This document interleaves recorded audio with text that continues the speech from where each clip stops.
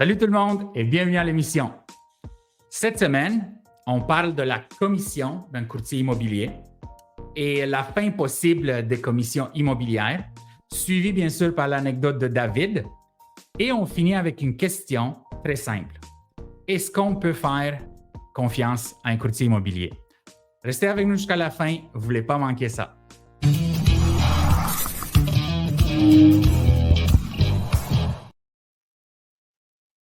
David, la semaine dernière, la National Association of Realtors a accepté de payer 418 millions de dollars américains pour mettre fin à une poursuite judiciaire déposée par des propriétaires qui ont soutenu que le groupe avait artificiellement gonflé les commissions immobilières, qui sont en général 6 sur le prix des propriétés aux États-Unis. C'est 6% aux États-Unis, en moyenne? C'est ça la poursuite. OK. Donc, qu'on voit ici, donc c'est la poursuite aux États-Unis. Et c'est probablement c'est plus 6% chez eux. OK. Mais qu'est-ce qui m'a frappé quand j'ai lu cet article, c'est que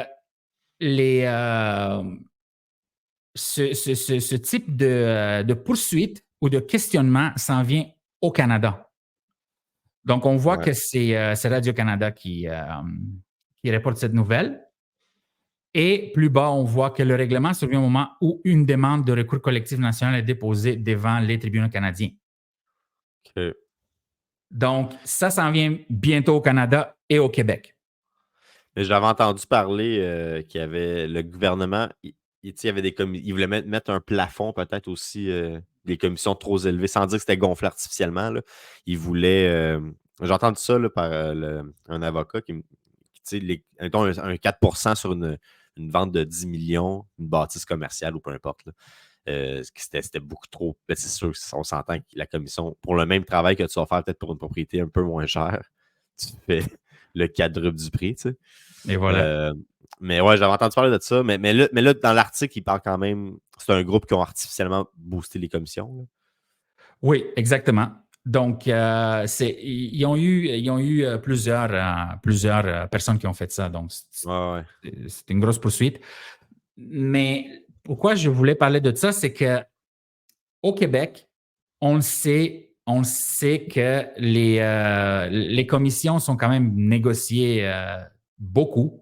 Ouais. Et il y a aussi de la compétition à vendre par le propriétaire. Donc, c'est un peu différent des États-Unis et c'est ça que j'aimerais qu'on en parle, le premier sujet, donc la commission d'un courtier immobilier. OK. Mais premièrement, en moyenne au résidentiel, habituellement, c'est plus autour de 4% les commissions. 6%, je suis quand même surpris. On voyait ça, 6 à 5%, on voyait ça il y a 10 ans à peu près. Moi, quand je commençais dans l'immobilier, c'était comme plus du 5, du 6. Mais là, avec pas le gonflement des prix, là, mais à cause de la valeur que les maisons ont pris dans les dernières années, il y avait beaucoup plus de compétition. Les maisons se vendaient tellement facilement aussi. Peu importe que tu prenais quel courtier, c'est pas la commission qui faisait une différence. Parce que des fois, tu donnes une grosse partie, exemple, tu vas donner une partie de ta commission au courtier de l'acheteur, mais là, tu n'avais plus besoin de faire ça, les maisons se vendaient toutes seules.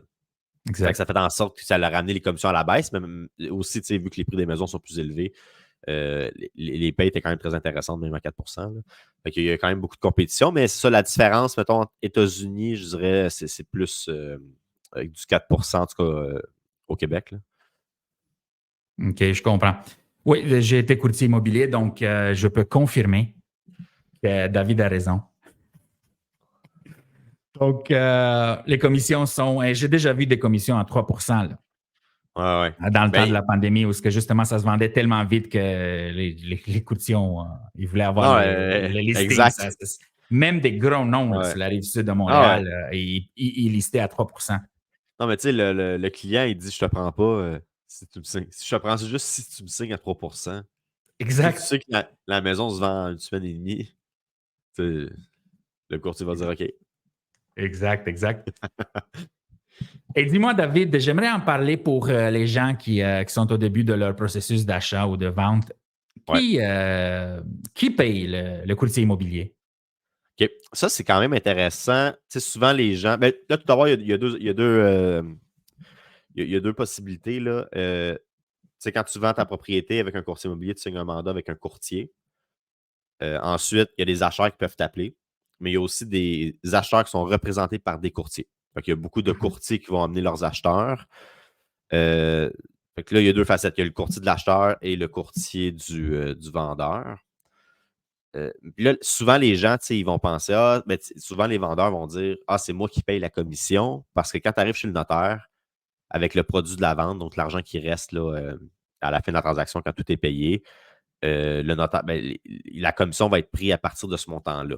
Fait que là, Oui. souvent, les vendeurs ont l'impression que c'est eux qui payent la commission, ce qui est un peu vrai dans le sens que c'est avec l'argent de leur maison qu'on paye les courtiers. Dans le cas d'un acheteur représenté par un courtier, l'acheteur, habituellement, là, quand tu signes un contrat, tu n'es pas obligé de signer des contrats, mais si tu signes un contrat acheteur avec ton acheteur, que l'acheteur est obligé de faire affaire avec le courtier, exemple, il y a un montant de la commission qui va être prévu dans le contrat. Mais habituellement, c'est quand le courtier va voir une maison à vendre par un autre courtier, lui, il ne sera pas payé par l'acheteur. Habituellement, l'acheteur, il n'a pas à débourser de l'argent à la fin de la transaction de sa poche. Il ne va pas prendre de l'argent de son compte de banque pour payer le courtier. Mais c'est qui paye la commission en réalité? C'est l'acheteur. Oui. Parce que c'est lui qui va débourser l'argent pour acheter la propriété. Fait que c'est lui qui, en réalité, qui paye 4 plus cher avec son prêt. Il va le chercher, il va mettre, mettons, 20 000 de mise de fonds avec le prêt de la banque. Fait que si la maison coûte 500 000 puis il y a un 20 000 de commission, c'est lui qui paye le 500 000. Là, il le débourse avec la banque. Là, puis son 4 il va le payer sur 25 ans. Il va l'amortir avec son prêt hypothécaire. Fait qu'en réalité, c'est vraiment les acheteurs qui payent les commissions quand il y a des courtiers impliqués. Oui. Je suis d'accord avec toi. Et ça, donc, je veux qu'on donne un exemple. Donc, disons, la propriété est 500 000. Ouais. Le courtier qui inscrit la propriété, donc le courtier vendeur, arrive chez le client, le propriétaire de la maison, la propriété, et négocie un 4 disons. Ouais. Là, la maison, disons qu'elle se vend à 500 000. Ouais. Et il y a une commission de 4 Commission de 4 on va faire ça rond, c'est 20 000 Exact. Donc, plus les taxes, là, mais là, on les mettra pas. Oui, c'est ça. On ne mettra pas les taxes, mais oui, c'est ça. C'est important de savoir que c'est taxable. Exact. C'est un service, donc c'est taxable. Et donc, 500 000 moins 20 000 de commission, ça donne 480 000. C'est le montant que les vendeurs reçoivent. Exact. L'acheteur paye 500 000, ouais. que ce soit en cash ou la banque qui fait un prêt. De toute façon, le notaire reçoit 500 000 de la part de l'acheteur ou de sa banque. C'est là le problème, si on veut. Fait que la personne qui amène l'argent, c'est l'acheteur. En réalité, c'est pour ça qu'on dit que c'est l'acheteur qui paye la commission, mais c'est une idée un peu, les gens, même si j'explique ça à un vendeur, il va dire au final, c'est moi qui ai moins d'argent. Mais tu enlèves les courtiers, pas de commission, l'acheteur aurait payé 480 la maison. Exactement. Donc, c'est ça qu'il faut comprendre. Mais le meilleur exemple, c'est parce que quand tu signes un contrat acheteur avec tes clients, tu peux aller les amener, tu peux aller amener les clients. tu peux les amener. Ouais, c'est les acheteurs, tu peux les amener voir des propriétés qui ne sont pas vendues par d'autres courtiers immobiliers, donc il n'y a pas de mandat de vente. OK. Mais à ce moment-là, souvent dans l'offre d'achat, il y a une clause qui va être prévue que l'argent, la commission prévue au contrat va quand même être pris à partir du produit de la vente. Mais moi, ce que je dis à mes clients, c'est exemple, je vais vendre une maison à vendre, on reprend le même exemple, elle est vendue à 500 000 par des vendeurs qui sont sans courtier. Moi, j'ai un contrat acheteur, j'appelle les vendeurs, je leur explique la situation. Là, tout le monde est au courant, on fait la visite. Mais moi, avant de faire la visite, je vais quand même expliquer à mes clients acheteurs, il faut qu'ils comprennent que le 500 000, eux autres, le vendeur ne prévoit pas payer de commission là-dessus. Fait que si, exemple, j'arrive avec un 2 exemple, le contrat est à 2 puis il y a un 10 000 de commission à payer, il faut que mon acheteur comprenne que ça se pourrait que le vendeur demande 510 000 au lieu de 500 000. Là, tout se OK. négocie après ça. Là. Mais Oui. c'est le meilleur exemple. Fait que moi, j'explique à l'acheteur, juste que tu sois conscient que ça se peut que tu payes un petit peu plus cher la propriété parce que moi, je suis là. Mais là, si absolument il va être représenté par moi, à ce moment-là, c'est ça. On va le faire, mais en réalité, c'est vraiment l'acheteur qui paye plus cher. OK. Ça fait du sens, David.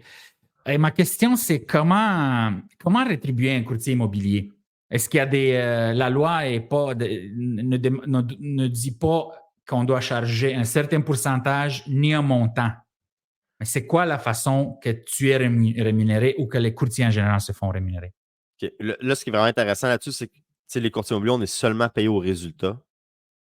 Fait que, des fois, oui, on peut penser que ça peut coûter cher, mais sans résultat, on n'est pas payé. Donc, c'est seulement la vente de la propriété. Là, ça peut être aussi avec des locations commerciales, là, mais là, on parle du résidentiel.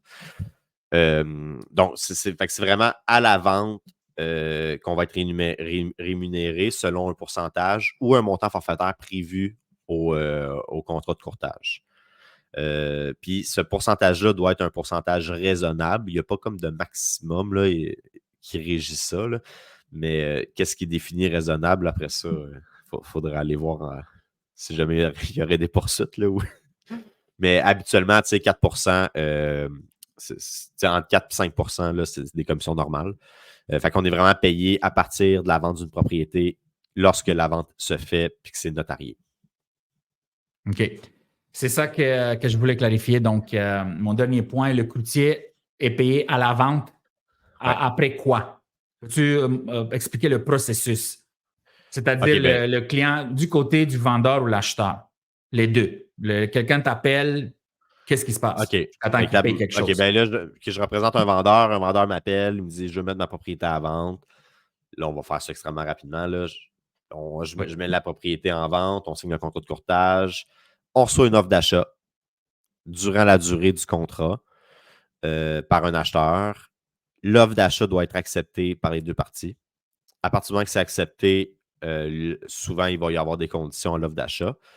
Lorsque les conditions seront toutes réalisées, excepté l'acte de vente, qui est aussi une condition d'offre d'achat, là, c'est là qu'on dit que la propriété est vendue. Durant le délai, exemple que 14 jours pour avoir un exemple de condition, ça peut être un financement. Là. Donc, l'acheteur a 14 jours pour fournir une lettre de la banque, comme quoi qu'il passe sans condition pour le prêt de la propriété. La condition est réalisée dans les 14 jours, donc c'est là que ça devient vendu. Si jamais, dans ces 14 jours-là, les conditions ne sont pas réalisées, habituellement, l'offre d'achat va devenir nulle et non avenue. Fait que l'offre d'achat est annulée. Donc, c'est vraiment à partir du moment que offre d'achat acceptée, conditions réalisées, c'est vendu, puis on doit attendre l'acte de vente. Fait qu'à l'acte de vente, quand on passe chez le notaire, c'est là que c'est qu'on est payé. OK. OK. Le deuxième sujet, David, que j'aimerais parler avec toi, c'est les offres bidons que les courtiers, certains courtiers ont déjà faites par le passé et qui font en sorte que les gens se demandent s'ils veulent vraiment faire affaire avec un courtier. Donc, je vais prendre cet exemple. Donc, je crois que tu connais le cas. C'est une courtière qui est travaillée à Repentigny. Je crois que toi aussi, tu es dans la région de Repentigny. Donc, dans une décision qui a créé un précédent, le comité de discipline de l'OASIC a conclu que la courtière immobilière Christine Giroir, vedette de l'émission numéro 1 à Casa, et son conjoint également courtier, qui s'appelle Jonathan Dauphiné-Fortin, ont bel et bien orchestré un stratagème de promesse d'achat bidon pour créer une surenchère. Et je vais te donner ce qui s'est passé, puis après, j'aimerais que tu me donnes ton opinion et c'est quoi qui s'est passé exactement d'après toi et c'est quoi le processus qui a été utilisé pour ça. Donc, dans le premier cas mentionné devant le comité, Jonathan Dauphiné-Fortin a présenté une promesse d'achat bidon au nom de sa petite amie à l'époque et dans un deuxième cas, au nom d'un ami de longue date. Et ces deux promesses d'achat bidon n'ont jamais été remis à son agence Remax d'ici comme l'oblige la procédure. Donc, ma question, c'est pourquoi que ces gens-là ont fait des offres bidons quand on le sait très bien que le marché était déjà hyper et qu'une différence de 10 000, par exemple, dans le prix de vente d'une propriété n'équivaut qu'à seulement 200 $ dans la poche d'un courtier. Pourquoi ont-ils risqué autant pour si peu de gains? Mais en fait, moi, ce que j'ai compris, probablement Christine Giroir, j'étais allé au secondaire avec, on avait le même âge, puis j'ai fait mon cours de courtage immobilier avec elle. Ah, nice. Puis, tu sais, moi, je l'ai beaucoup suivi sur les réseaux. En plus, ça avait un super de bon branding. Tu sais, c'était quand même divertissant de la suivre parce que elle faisait des jokes, elle faisait des lives, puis plein de choses qui étaient intéressantes pour sa publicité. Là. Mais après ça, qu'est-ce qu'elle faisait professionnellement? Je ne tombais pas nécessairement au courant. Là. Mais moi, ce que j'ai compris de l'article, puis j'ai quand même suivi ça attentivement, étant donné que je la connaissais, elle ne faisait pas ça pour sa poche à elle, elle faisait ça pour la poche de ses vendeurs. OK. Là, après ça, de dire, mais c'était au détriment des acheteurs, malheureusement. Donc, elle, son stratagème, c'était de dire, exemple, là, dans le temps de la pandémie, là, les acheteurs qui ont magasiné dans cette époque-là, dans ce temps-là, c'était vraiment l'enfer. Ceux qui ne l'ont pas fait ne peuvent pas comprendre parce que c'était vraiment la folie furieuse. Là. Tu avais une maison qui t'affichait le mardi. Tu avais, mettons, le samedi-dimanche pour visiter. Il y avait 100 visites. Entre 50 et 150 visites en une fin de semaine. Il y avait entre 5 et 25 offres d'achat qui étaient présentées en même temps le lundi. Puis là, la meilleure l'emportait. C'est ça. J'ai vendu un condo dans ce temps-là. Ah ouais, c'est ça. Sur Bernard Racicot à Saint-Hubert. OK. Et c'est ça. C'est justement c'était un semi-basement. Là. Okay. C'était incroyable. Mais c'est ça. Pendant la pandémie, disons, j'avais des comparables à 215 et à 225. Une meilleure était à 230 et à 235 avec un garage. Disons, quelques mois avant le 2021, quand ça a vraiment frappé la solide. Ça commençait un peu la COVID. Il y avait déjà des surenchères depuis 1 an, 2 ans. Oui, mais pas tant. C'était pas fort. C'est 2021-2022. Oui, vraiment. Mais même en 2020, moi, j'avais quand même vu l'été d'avant, là, c'était quand même. Ça commençait à bouger. Ça commençait, tu sais. Puis tu voyais que le marché est en train de se transformer là, en marché de vendeurs. Là. Exactement. Puis après ça l'a complètement explosé en 2020. Puis bref, c'est ça. Donc, comme tu l'as dit, c'était vraiment de la folie furieuse. Pour les vendeurs, c'était tant mieux pour les vendeurs, mais les acheteurs, c'était extrêmement difficile parce qu'il fallait que tu offres 50, 100 000 en haut du prix demandé. Puis là, il y avait aussi des courtiers qui affichaient moins cher la propriété selon la juste valeur marchande de la propriété de ce temps-là pour stimuler la surenchère. Pour moi, ce n'était pas nécessairement la meilleure des stratégies, là, mais ça, on pourrait en reparler dans un autre podcast. Pour ne pas dire que c'est illégal, selon l'OACQ, de faire ça. Ben, en fait, l'OACQ avait émis un avis en que qu'il ne fallait pas faire ça.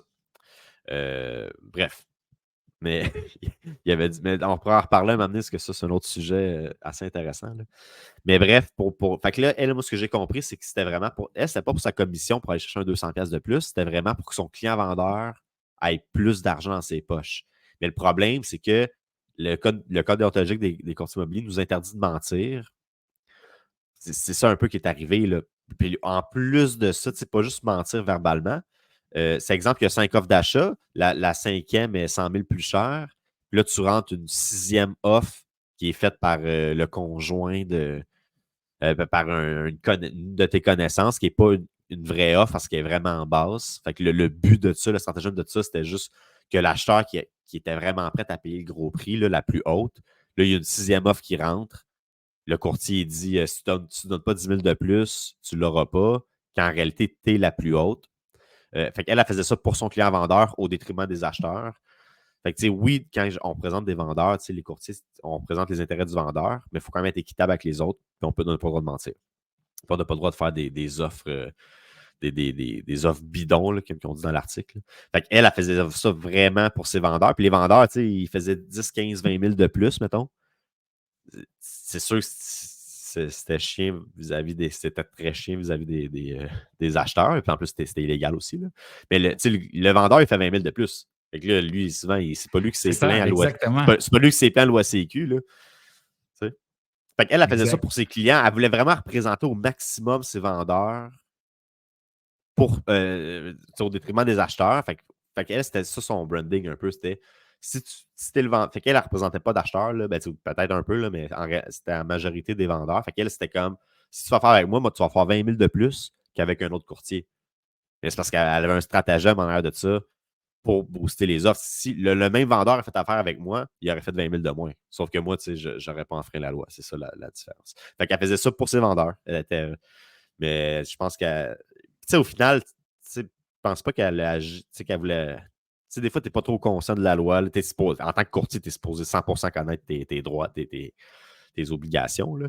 Mais là, elle les a un petit peu laissés de côté là, pour ses vendeurs. Tu sais. Oui, c'est ça que je crois moi aussi. Je crois qu'elle a eu des très bonnes intentions Ouais. et je crois qu'elle était très professionnelle dans sa job. Et moi aussi, je crois que c'est ça. Elle a pris un peu à la légère Mais tu sais, les règlements professionnel pour les vendeurs, mais pas pour les professionnel vendeurs, oui. pour les acheteurs. Tu sais. C'est ça. Exactement. Ouais. Bon, David, maintenant, c'est le temps de l'anecdote de David. C'est quoi C'est tu as ça, préparé pour nous aujourd'hui? mais écoute, c'est une anecdote. C'est pas une grosse anecdote. Là. C'est par rapport aux surenchères, tu sais. Puis ça, en passant, c'est ça que je voulais revenir, les offres bidons. Tu sais, c'est un petit peu. Je ne peux pas dire que c'est la faute de l'OACQ, là. Parce que, tu sais, dans le fond, quand il y a des offres multiples, là, la loi nous dit on n'a pas le droit de divulguer l'information d'une offre à une autre. Fait que là, toi, tu fais une offre dans le néant. Là. Aucune idée. Là, tout ce que tu sais, c'est qu'il y a 7 offres d'achat. Là, toi, je suis le courtier de l'acheteur. Ben, je dis à mon club, bon, il y a 7 offres d'achat. Moi, je te suggère d'offrir tel prix. On faisait tellement de transactions, c'est qu'on pouvait connaître un peu on peut avoir une idée là, de comment ça pouvait fonctionner, combien il fallait offrir de plus en fonction des offres. Mais tu faisais une offre dans le néant. Tu sais, si la loi était différente, puis moi, je suis pour ça, là, si ça avait été public, toutes les offres sont publiques comme une surenchère. Tu sais, comme je veux dire, comme à des enchères, là, tu t'en vas quelque part à des enchères, puis là, tu bides le plus possible, tu sais en sachant combien l'autre offre, mais ça aurait évité cette situation-là. Parce que, tu sais, exemple qu'elle aurait fait une offre bidon, là, pour revenir à l'autre à tantôt, Oui. les gens, ils l'auraient vu, ah ben là, la 6e offre est de 20 000 de moins que le prix affiché. Fait que, tu sais, l'acheteur le plus haut aurait maintenu son offre tout simplement au lieu de bider plus cher, tu sais. Exact. Fait que le fait que cette loi-là nous interdise de divulguer, puis que tu es pris avec toi-même un peu avec ça, puis que c'est pas public, ça a un peu encouragé peut-être certains courtiers qui auraient pu faire ces stratagèmes-là. Versus que si ça avait été public. Mon anecdote, c'est par rapport à ça, que je représentais un acheteur. Je vendais une propriété, fait une offre sur ma propriété, il ne l'a pas. Finalement, cette propriété-là, je l'ai vendue en surenchère, mais je récupère l'acheteur pour le représenter. Là, il y a une propriété qui sort m'amener 480. Mais tu sais, on avait fait des offres sur 3-4 maisons là, avant que ça marche. Là, il offrait 70 000 de plus, 80 000 de plus, 90 000 de plus, mais on ne l'avait jamais. Là, la 4e fois, la maison en sort 380. Oh, là, mon chien. Désolé tout le monde. Non, Mon c'est pas chien, grave. il ne fait pas de bruit. Là, finalement, le prix, c'est 380 000 affiché. Il y a 150 visites. Entre 100 et 150 visites, une affaire de fou dans cette fin de semaine-là. Fait que là, moi, je dis à mon client, écoute, si tu veux l'avoir, il faut offrir 500 000. 120 000 de plus, tu sais. Puis, il dit, ben, là, finalement, il la voulait vraiment. Puis moi, j'avais évalué que la maison, même à 500 000, il pouvait la revendre 500 000 le lendemain. Le prix était bon. Mais ce qui est plate, c'est que après coup, on a su. Je me suis quand même essayé de m'informer avec le courtier. Là, théoriquement, il n'a pas eu le droit de me dire, mais après l'acte de vente, j'ai quand même demandé. Je disais, hey, c'était quoi le prix de la deuxième plus haute? Mais c'était 20 000 moins cher. Fait que, ce qui est. Fait que l'anecdote, c'est ça, c'est que mon client, tu payes 500 000, tu es sûr de l'avoir. Puis là, après ça, mon client me dit, hey, finalement, t'as-tu su, c'était quoi, la deuxième plus haute? J'ai dit, t'es sûr que tu veux le savoir? Parce que tu vas peut-être être. Ouais. Mais tu sais, on le savait pas, tu sais. Fait que c'est ça qui est plate. Il était pogné à payer 20 000 de plus. J'y ai dit, finalement, mais finalement, il était quand même content parce qu'aujourd'hui, la maison, elle vaut 500 000. Là. Fait que c'est ça qui est plate. Tu payes un prix de fou en surenchère, mais tu sais pas c'est quoi la deuxième plus haute. Là, mon client, il paye 20 000 de plus, tu sais, que l'acheteur numéro 2. Fait que c'est juste pour dire que si ça avait été public, là, on aurait évité ces problèmes-là. Peut-être qu'il y aurait eu la maison un peu moins chère, finalement. Exact. Exact. David, c'est un très bon point. C'est un très bon point. Ça, c'est une chose que moi aussi, j'aimerais que l'OASIC fasse, c'est qu'elle donne Ouais. le Et droit pour. Ouais. que les gens sachent c'est quoi les prix. Ça, Ça ça serait le empêche. plus simple. Ça empêcherait plein de situations. Ça Là. éviterait beaucoup de situations parce que des courtiers qui sont pas nécessairement. Ben, qui sont pas. Qui respectent pas le code déontologique à 100% là, de déroger de ça. Puis Exact. justement, ça aurait peut-être fait en sorte qu'il n'y aurait pas eu de condamnation pour l'histoire des offres bidons. Tu sais. Exact. J'aimerais rappeler les gens, si c'est votre première fois à l'émission, de prendre le temps, s'il vous plaît, de vous abonner et de liker cette vidéo. David, un dernier sujet. Avec tout ce qu'on voit maintenant, est-ce qu'on peut faire confiance à un courtier immobilier? Je vais te dire pourquoi. Donc, on a parlé de Mme Giroir qui s'est fait pincer par l'OASIC. Aussi, il y a un autre courtier, David Tardif, qui a été suspendu pour avoir acheté lui-même la maison de son client vulnérable. Un autre encore. Il y en a eu plusieurs décisions.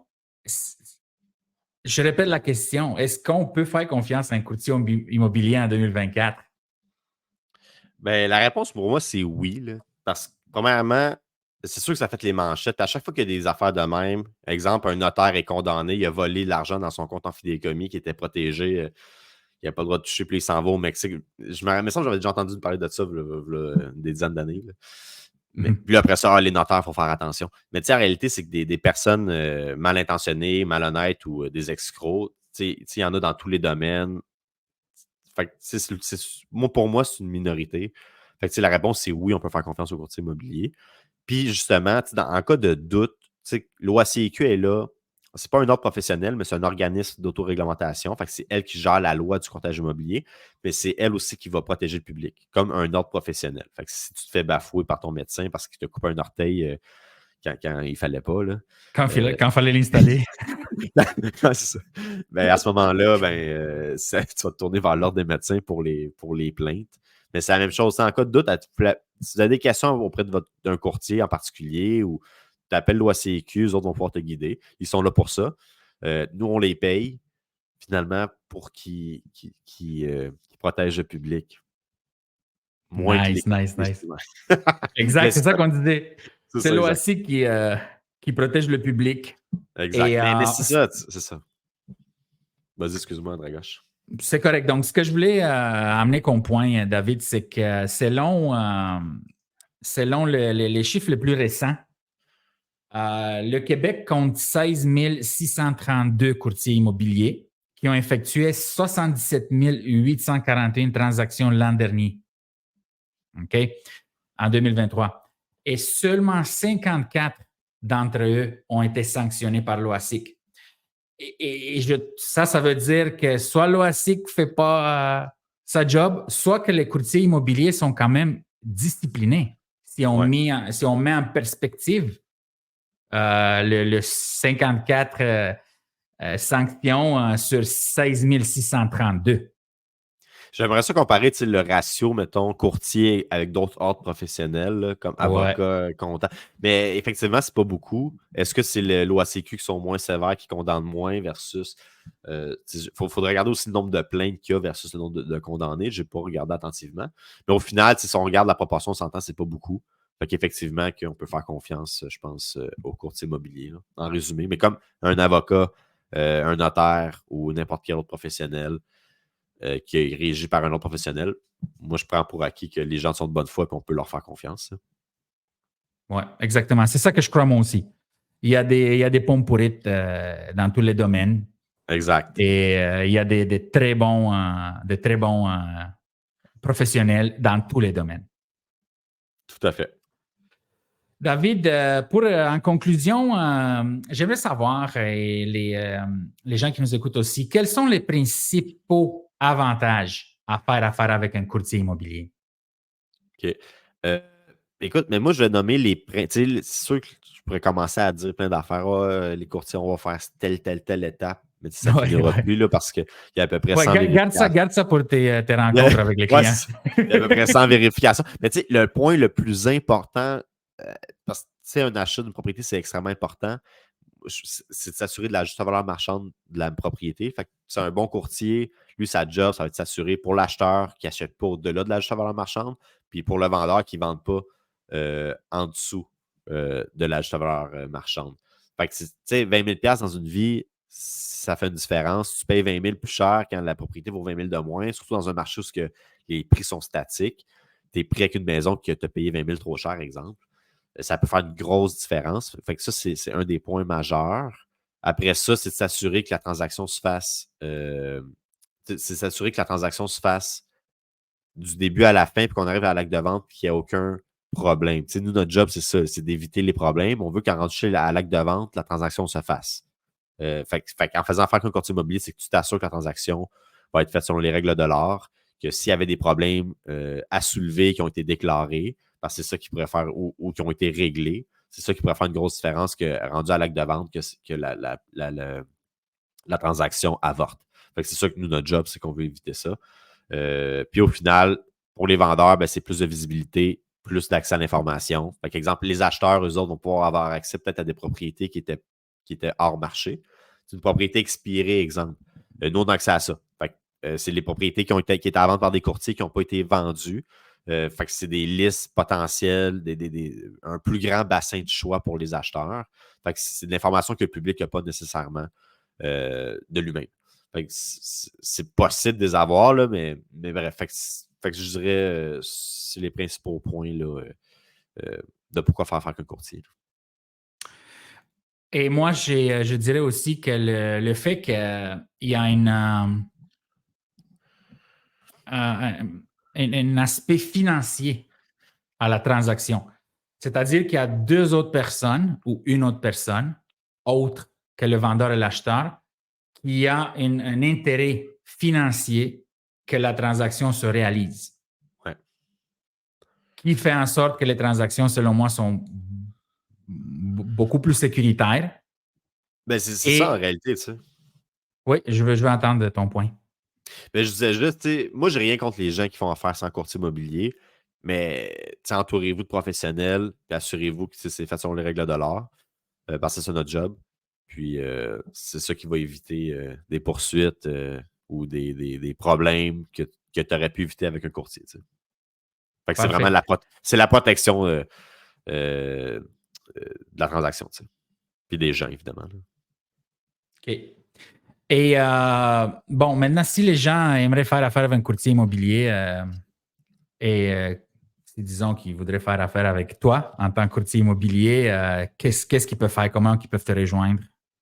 Ben, c'est super facile. Mon numéro de téléphone est accessible sur davidchaussé.com ou davidchaussé.ca. C'est la meilleure façon de me joindre. Mon cellulaire est en ligne. Mais le meilleur conseil que je peux donner à mes clients, là, c'est de choisir un courtier à qui ils sont à l'aise. Donc, exact.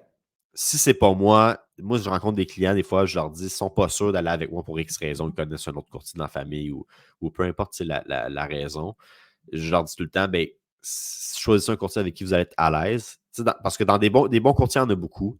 Fait que dans des bons courtiers, la majorité, on va tous fournir le même service, là, des courtiers qui sont très professionnels, mais au final, tu vas être avec. Une transaction, c'est long. Hein? Si tu vends ta propriété sur 3 mois, même si c'est une offre d'achat immédiatement, des fois, le processus, c'est 90 jours de délai avant l'acte de vente. Tu développes quand même une relation assez intime avec le courtier. Fait que c'est vraiment d'y aller avec quelqu'un avec qui on est à l'aise du début à la fin, parce que c'est un long processus. Perfect. David, ça a été un plaisir, comme d'habitude, de te jaser cette semaine. Pour les gens qui nous écoutent, c'est tout pour cette semaine. On vous remercie beaucoup pour votre écoute et votre soutien et on se revoit la semaine prochaine. Merci tout le monde.